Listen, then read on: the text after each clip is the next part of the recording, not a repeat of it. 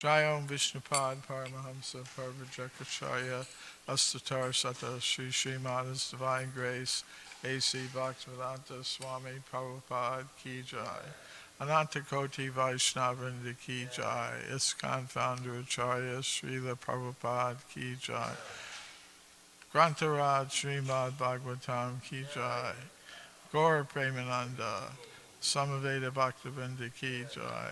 All glories to the assembled devotees. All glories to the assembled devotees. All glories to the assembled devotees.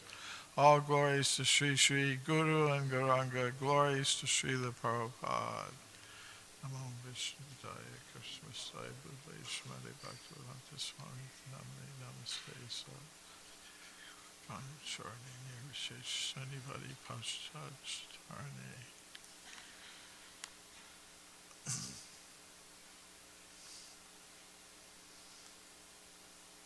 Om Namo Bhagavate Vasudevaya.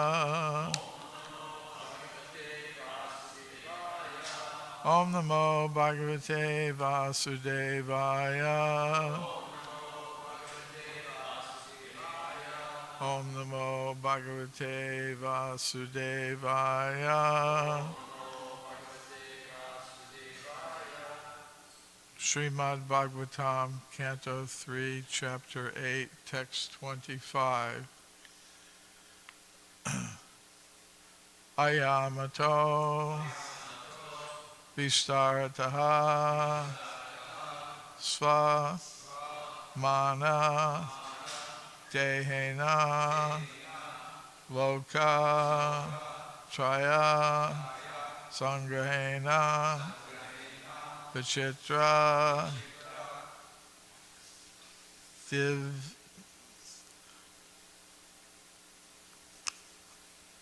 Divya Bharna Amshukanam Divya Bharna Amshukanam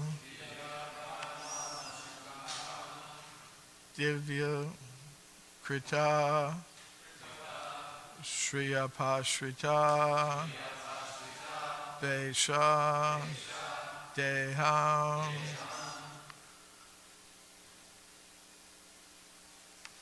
Ayamato Vistarata Swamana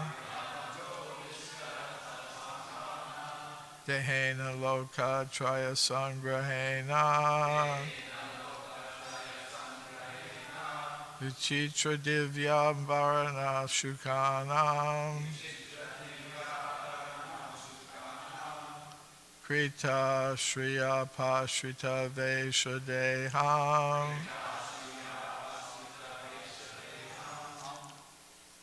Ayamato Vistarata Swamana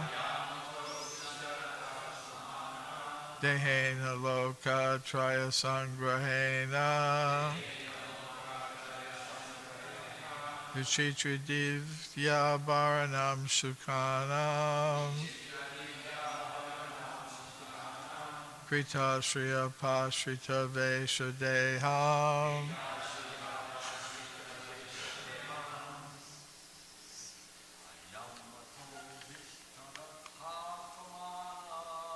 Ayamato Vistarata Samana Dehena Loka Traya Sangrahena Vichitra Divya Bharanam Shukanam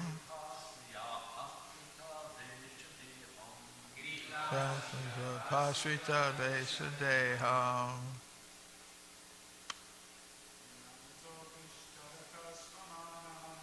Ayamato Vistarata Samana Dehena Loka Traya Sangrahena Vichitra Divya Bharanam Shukanam Krita Shriya Pashrita Desha Deham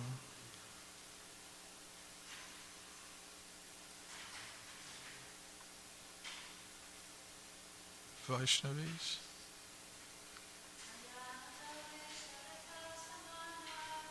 Yamato Visvata Swamana Lokachaya Samgahena Sudivya Varnam Shukanam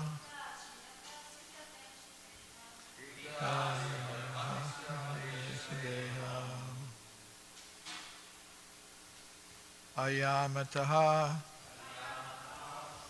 by length, Vistarataha by breadth, Swamana by his own measurement, Dehena by the transcendental body,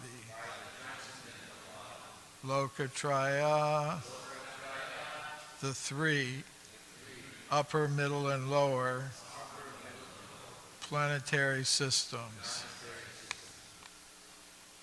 Sangrahena, by total absorption, Vichitra, variegated, Divya, transcendental, Abharna Amshukanam, rays of the ornaments, Kritashriya, Apashrita, beauty created by those dresses and ornaments, Vesha, dressed, Deham, transcendental body. Translation and purport by His Divine Grace A.C. Bhaktivedanta Swami Prabhupada.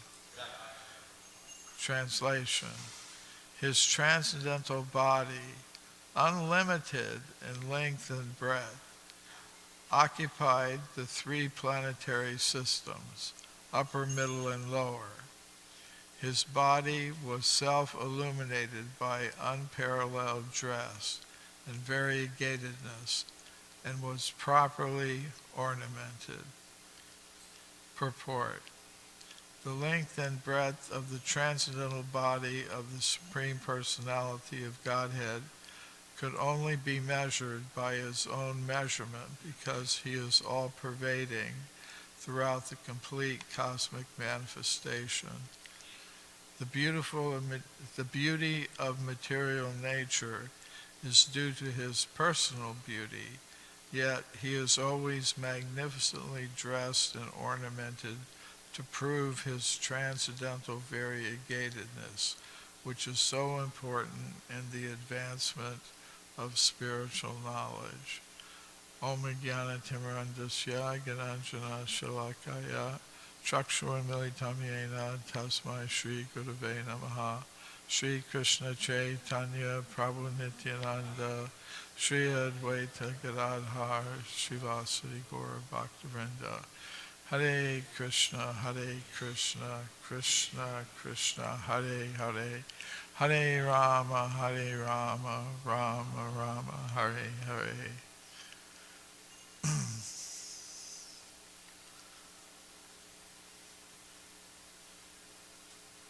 So, stated here in the purport by Srila Prabhupada that Krishna can only be measured by his own form. So, if we want to measure something, we have to have some unit of measurement. Like, if we want to measure the length of something, like a carpenter, carpenters, sawing pieces of wood to make them fit. And the carpenter, he or she has to measure things properly. So generally carpenters have a measuring rod or a measuring tape measure. And, so that is what they use to measure. But there's nothing to measure Krishna by. We're talking here about in these verses where uh, Brahma has been speaking about, you know, the form of the Lord, the universal form. So in the universal form, the universe is perceived as this body of Vishnu or Krishna that's being described here. And how big is it? I mean, we don't have anything to measure it by other than the form of the Lord himself. So that's what's being referred to here. And the words that are used are ayamataha by length and vistarataha by breadth. These terms are also sometimes expressed in an alternative way, otam protam. And that means, again, by the length and breadth. And the universe is always the universe is sometimes described like that in terms of otam and protam. It means Srila Prabhupada often says the vertical and horizontal threads of the fabric of the universe. Just like a cloth, wearing some cloth. We're all wearing some cloth. It's woven, and it's woven by vertical and horizontal threads. So things are sometimes described like that.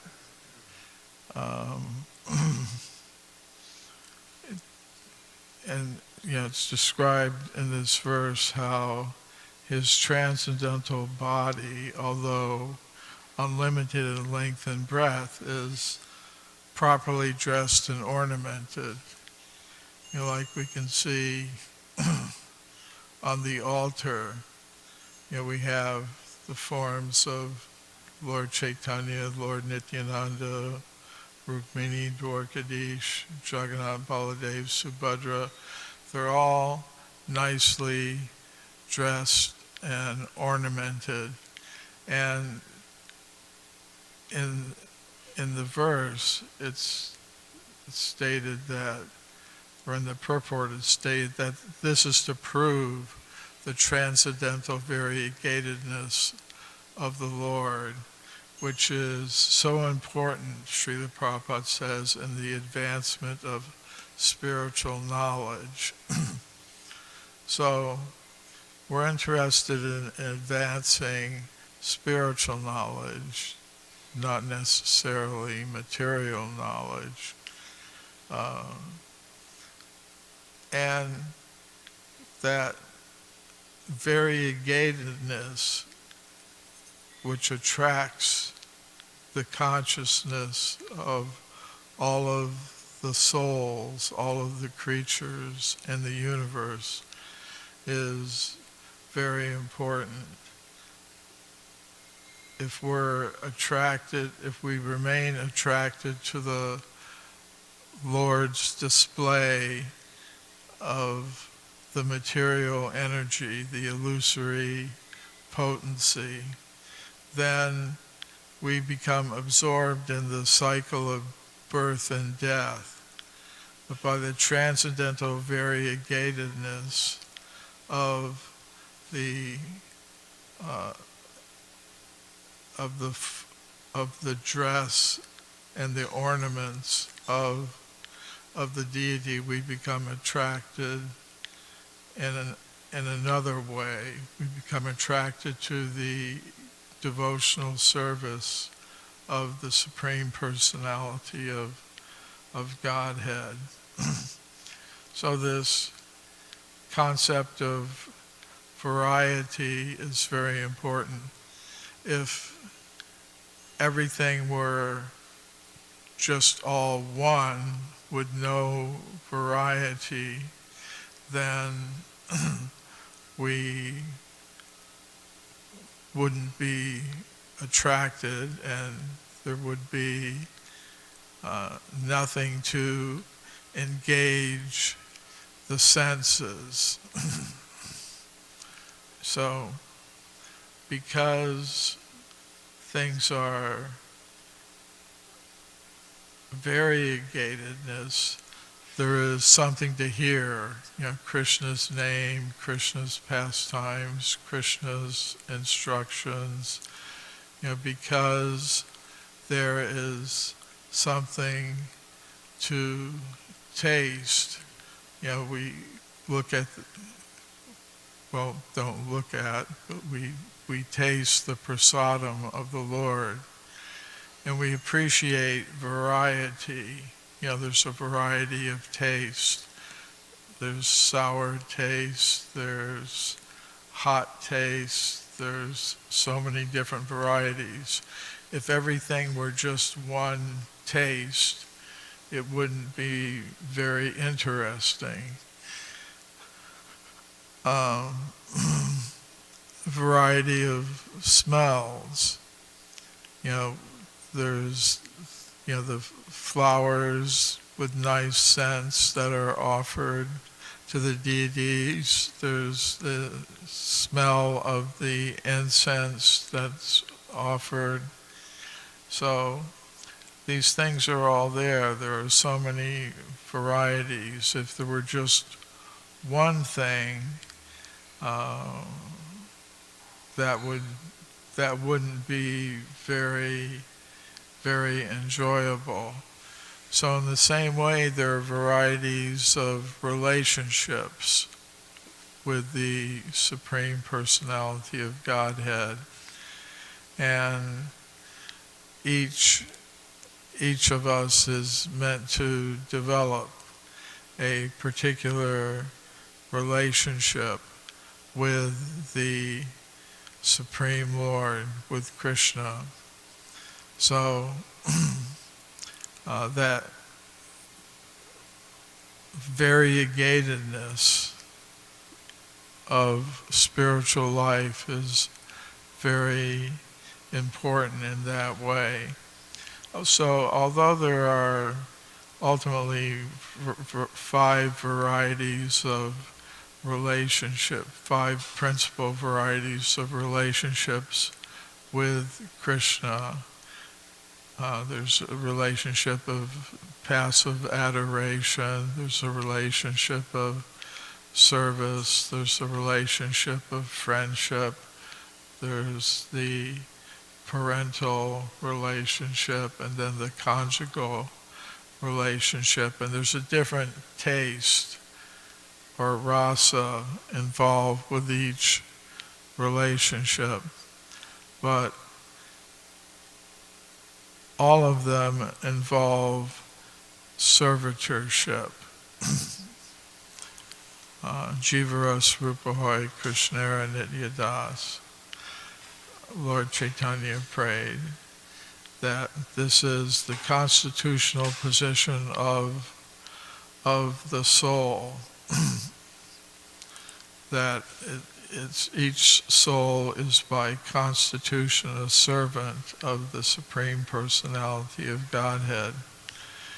And it's stated, however, that each relationship includes the elements of the other relationships. So service is present in all of the relationships. And the Chaitanya Charitamrita Krishnadas Kaviraj Goswami explains this, how even Radharani, the topmost devotee of the Lord, is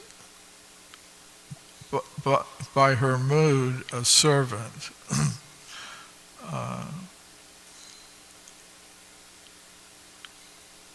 Das das anudas. We aspire to become the servant of the servant. So that is the opposite of the material mentality, where one tries to become the master of the master of the master. That's our tendency in material life, to become independent enjoyers. So Krishna his form can only be measured by his expansion of his universal form. The universe can only be measured by his own form, which is, it's kind of interesting in devotional service. Krishna experiences unlimited transcendental pleasure. And it's stated that as soon as he experiences something, because sometimes people will say, can God make a stone, so big that he can't measure it? And the answer is yes, but then he can measure something, and it, like his own pleasure, he can measure it, but then it exceeds that measurement, and then he expands his ability to measure it. Then it goes, it's like eternally like that. Krishna can constantly be exceeding his limits. Not that he can't understand what his limit is, the limit of his enjoyment is, but at the next moment it can be increased. So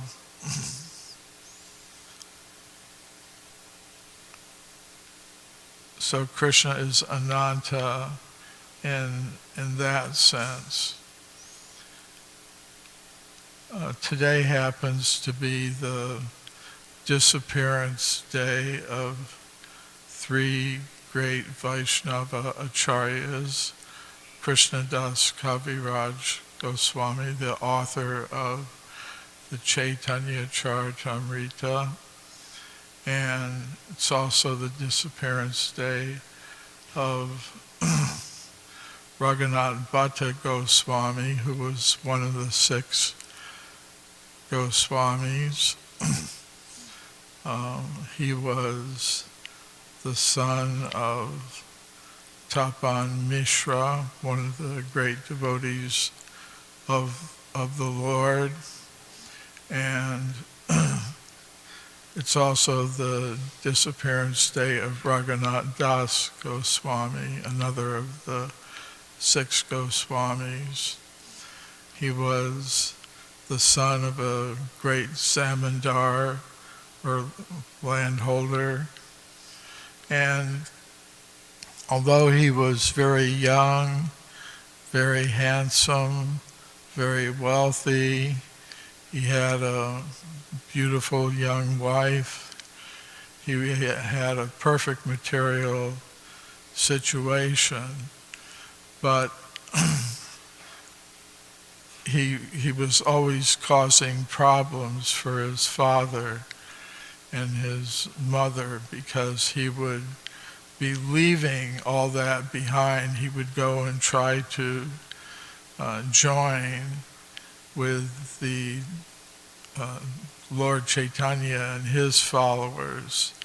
So they would put guards around him, to try to keep him from going, but he eventually went and joined the party of Lord Chaitanya and his devotees, and he was sent to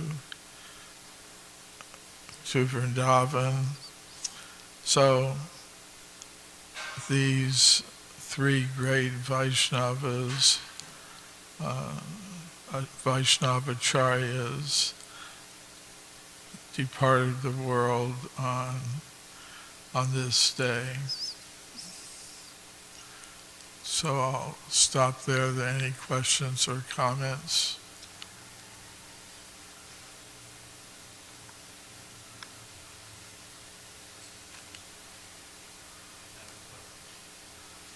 Okay.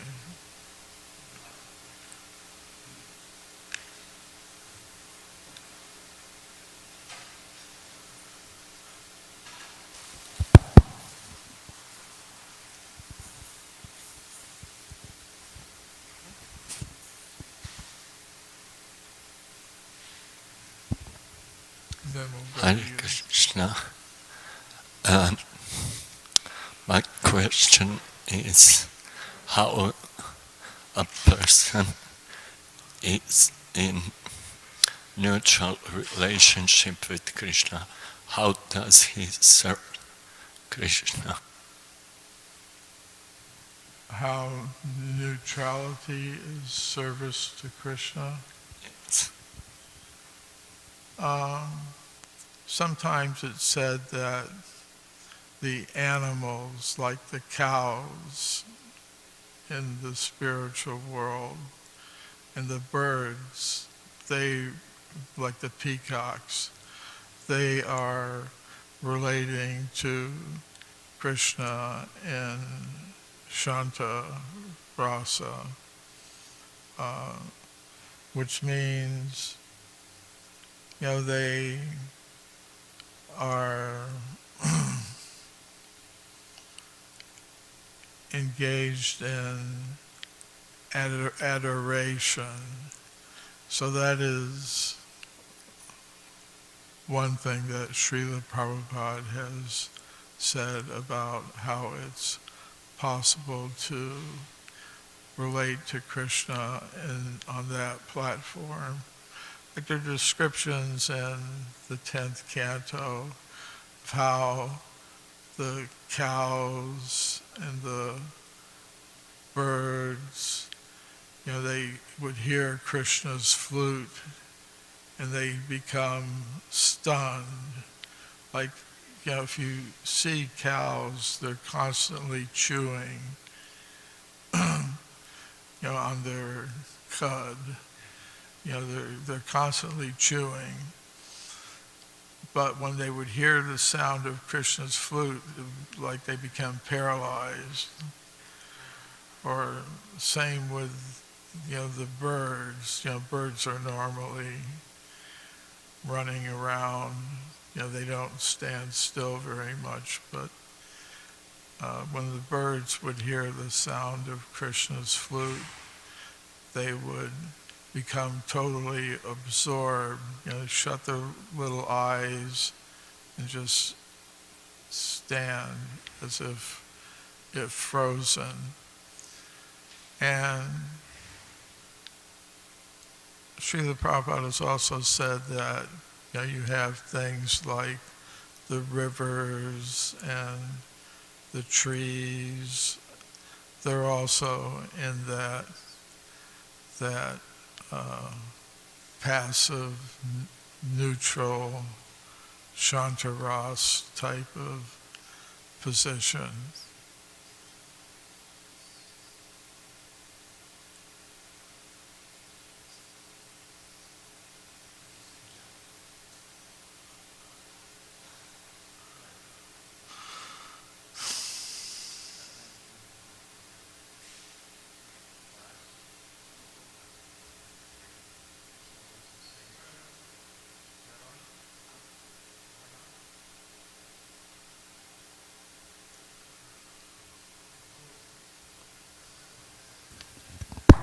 Perfect. Thanks so much, Prabhu.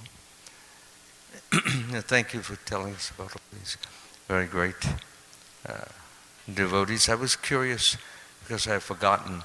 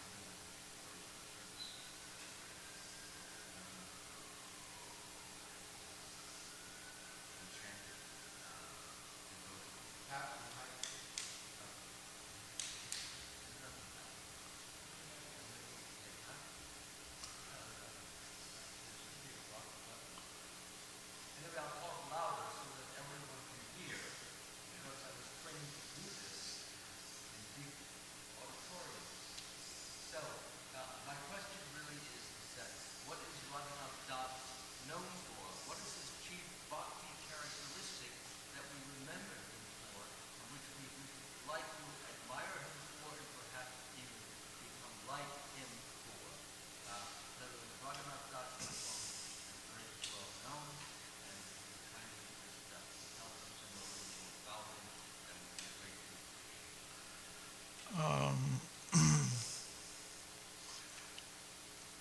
he was known for his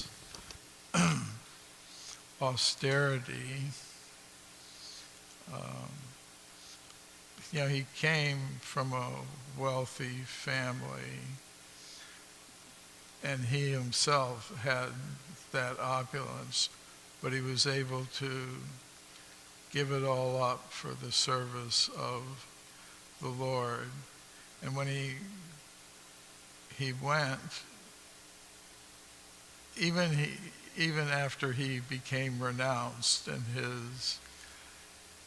he would sometimes receive money from his father, and he wouldn't use it for himself. He'd use it to distribute prasadam to the devotees, but eventually he stopped even accepting that.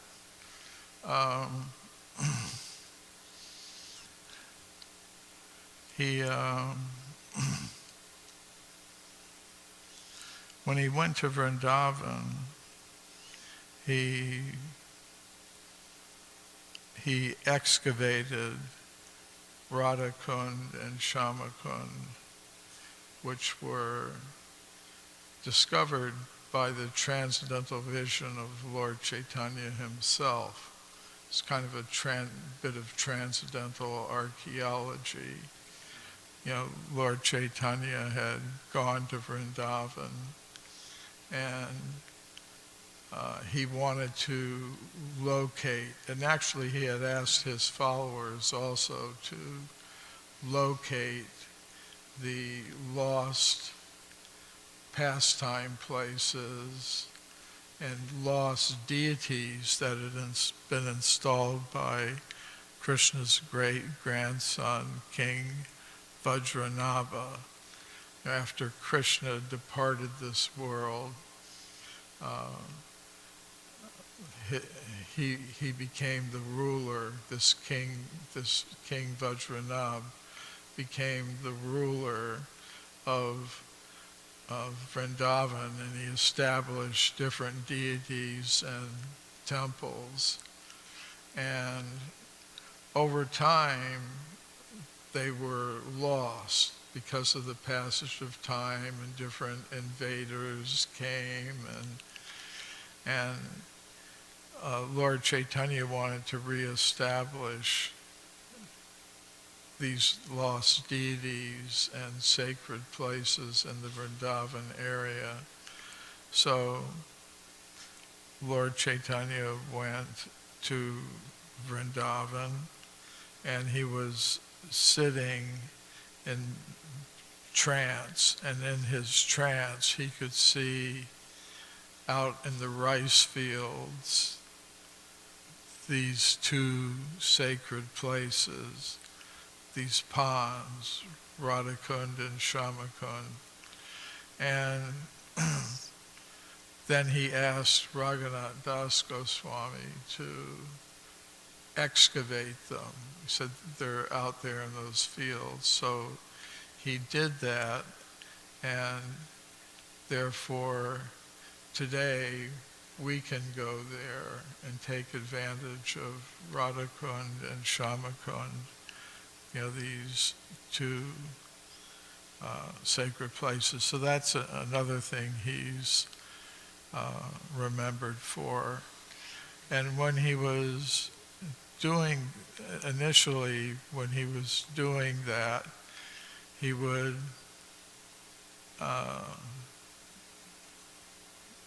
be doing his bhajan, his meditations out in the sun, and Radharani came and spread her sari over his head to keep the sun off. So that's kind of you have to be pretty advanced for Radharani to come and do that for you.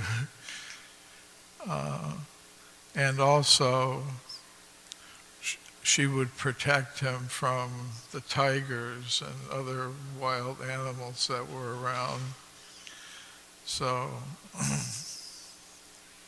think Rupa Goswami once came and told him, why don't you build yourself a little hut, so Radharani doesn't have to come and shade you.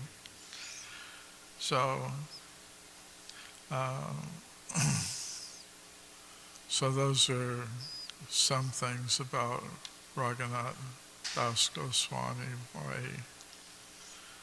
he's remembered. Do you have anybody have anything to add?